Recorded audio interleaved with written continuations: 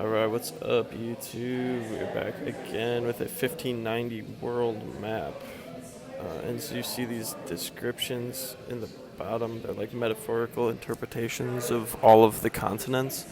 I'll be freezing the video on every one of these so you can kind of look at them in more detail. America's the most interesting because there's like cannibals decapitating somebody right over here, and like a eruption in the background. So yeah, kind of spooky. I mean, apparently this map is based off of an older map, which I have pulled up. But the weird thing is, on the older map, the depictions are much more sanitized. And so here in Africa, you see some crazy pyramids and huge elephants. So this is Asia. There's like a horse. There's like a camel. There's like some dragon thing in the foreground.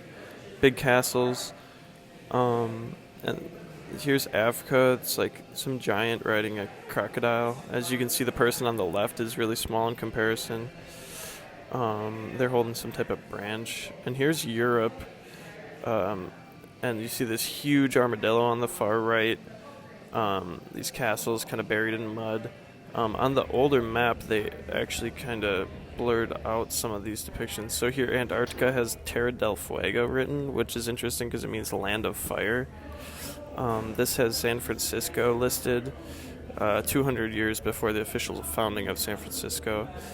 But here, this is has the same kind of Mercator projection of the North Pole with the 4 islands. I did a video on that. If you haven't seen that, check it out. It's one of my better videos. But yeah, here you're just seeing how much detail they truly had.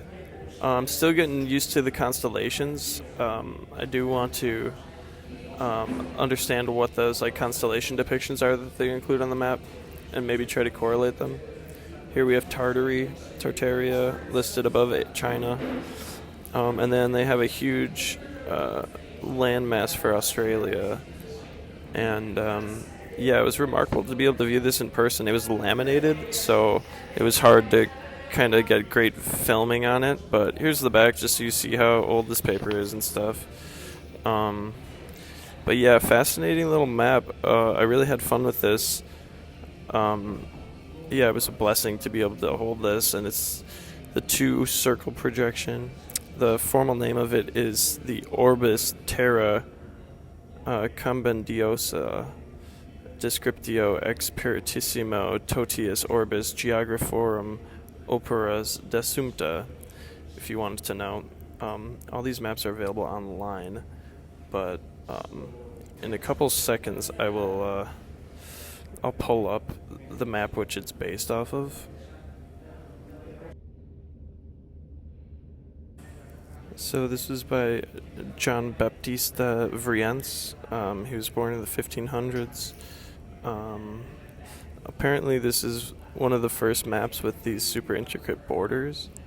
And yeah, like I said, it's based off of Plancius' 1594 world map, which has a fairly accurate representation of Japan based off of hard-to-find Spanish and Portuguese maps in the area. Apparently, the Vrient map is rarer and was reproduced less often than Plancius' map. And so here is the Plancius map it's based off of. You see all the America, Quivira, San Francisco, all of these places are depicted here. So all the content's basically the same.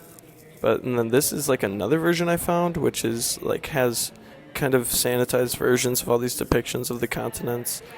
Which is rather weird. Like Africa's pyramids are different, everything's moved around. America, they don't have the cannibals anymore, as you see here. Just like strange little alterations that don't really seem like, I don't know. I mean, I guess the cannibal depictions might not be the best vibe, but and so here's Asia, just like putting different clothes on it and everything. And there's now birds flying. And then Europe is depicted as this goddess holding this bouquet with the cornucopia. this cornucopia, and if you know anything about the Mandela effect, the cornucopia disappearing and reappearing and be like from the Fruit of the Loom logo. So that's kind of curious why it's in this one, but it's not in the other one. But yeah, just showing abundance. And here I'll leave you with this map projection from the Alice in Wonderland movie. It's when she's like falling down the spiral, but I rotated it. And you see at one of the poles, you see all these cities with all these different cultures and different types of antiquitech at the top. And then on the other pole, there's nothing but a bunch of I don't know. It looks like ice or some type of like ice mountain or something. But you can see the Earth looks really weird. You can kind of see like what kind of looks like Africa, I guess, or it's like Africa combined with America.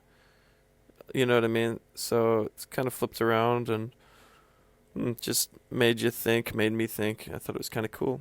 So yeah, thanks for chilling with me again this week, guys. I'm gonna try to crank out another video I have, um, and that's gonna be showing an 1847 world map with a depiction of San Francisco as well, or at least a mentioning of it, and juxtaposed with um, a little blurb about Sir Francis Drake, which I believe is who the city is originally named after, not St. Francis of Assisi, which is what Wikipedia will say.